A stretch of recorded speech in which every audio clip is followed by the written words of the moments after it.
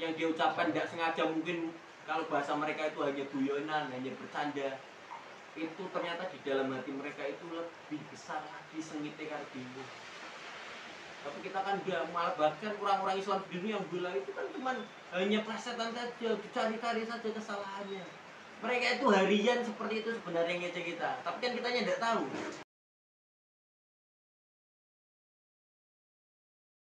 Selanjutnya, dari api kaum musyrikin ialah janganlah kalian kaum muslim itu termasuk di sini adalah bertempat tinggal di lingkungan yang berdominasi orang-orang kafir atau orang-orang yang jauh dari Allah, musyrik, atau orang-orang yang memang di situ Yahudi dan Nasrani misalkan.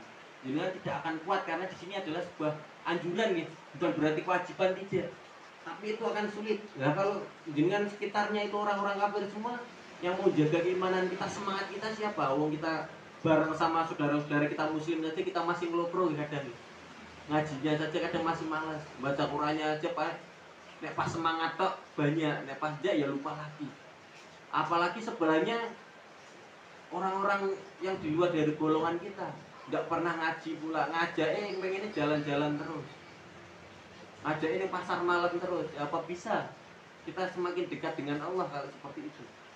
Itu ternyata imbasnya di situ adalah penerangan itu juga termasuk tidak boleh dekat, terlalu dekat dengan rumah orang-orang kafir. Kalau kita tidak kuat gitu.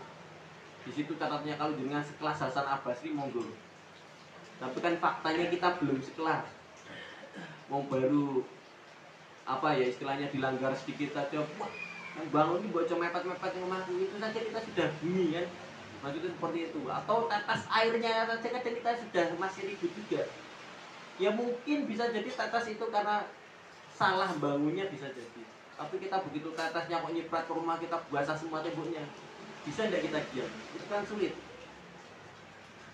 Nah kalau mau bersikap seperti Hasan Al-Basri kan tidak mudah.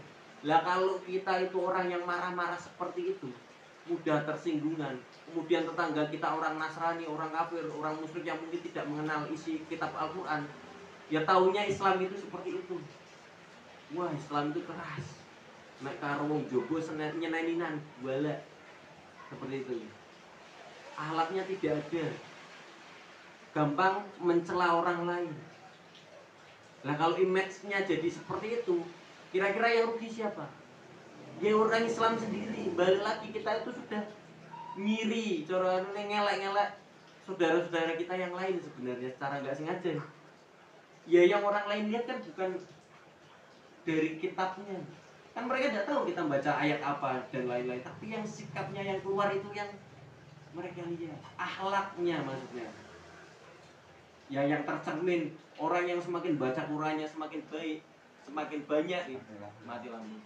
Tak teruskan mendok. Baca Qurannya semakin banyak itu seharusnya hatinya, perkataannya, tutur katanya semakin lembut. Ya Al-Quran itu kan lembut, melembutkan hati. Semakin dengan banyak baca harusnya semakin lembut, bukan malah semakin keras. Kalau orang yang semakin banyak baca kok semakin keras, semakin galak sama anaknya, ya itu berarti keliru, ada yang salah dengan bacaannya. Maksudnya kita itu cuma baca tok, tidak pernah kita aplikasikan. Lah kalau semakin banyak baca nek karo suaminya atau istrinya misalkan kok saya balak nentangi, nek ngamuk, nyapa nek ada kesalahan sedikit gampang ngamuk, itu berarti salah dengan terjemahkan ayat. Atau bisa jadi sama orang tuanya. Kok dikongkon sidik gampang nesu, salah sidik gampang marah, itu bisa jadi ada yang salah. Ya berarti birrul walidainnya kan tidak jalan. Kok bisa Qurannya padahal kita diwajibkan oleh untuk birrul walidain. Tapi faktanya dikongkon sidik, musyah kurang ngertinan wey.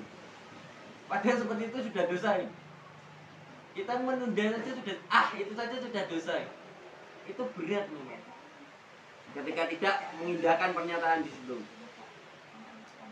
Dan di sini kemudian Allah berfirman di lanjutan ayat tadi, qad badatil baghdha min afwahihim wa ma tukhfi sudurum akbar.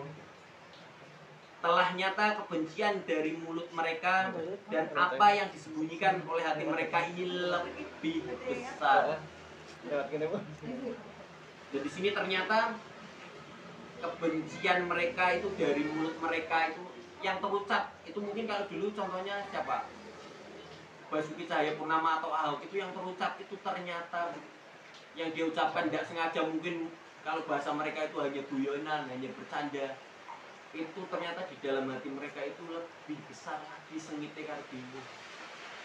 Tapi kita kan udah malah bahkan orang-orang Islam di dunia yang bilang itu kan cuma hanya plesetan saja, dicari-cari saja kesalahannya. Mereka itu harian seperti itu sebenarnya ngecek kita, tapi kan kitanya tidak tahu. Ya, biasa orang-orang kafir, orang-orang musyrik itu kalau di luar kumpulan kita yang ngecek, tapi kalau bareng ngakunya kadang orang-orang munafik itu kan beriman. Saya kan satu golongan sama kamu, seperti itu. Kalau bareng kita, tapi kalau di luar kan didembang ngecek gue kelompok lain, mereka karo dewe iki seperti ini, eksklusif atau seperti apalah itu diceritakan semua, jelek-jeleknya diceritakan. Nah, senengane nek karo kajane wong liya ki ngunek-ngunek dia domba kita. Padahal kan tidak tahu benar apa enggak. Seperti itu. Itu kalau ngaji itu isinya cuman doktrin. Saya pernah dengar seperti itu. Kalau ngaji itu isinya doktrin. Tapi begitu saya nyoba ngaji di tempatnya dia ngaji, lebih doktrin lagi. Lah kok bisa? Kita harus mengikuti ustadznya. Ngeri ya. Kita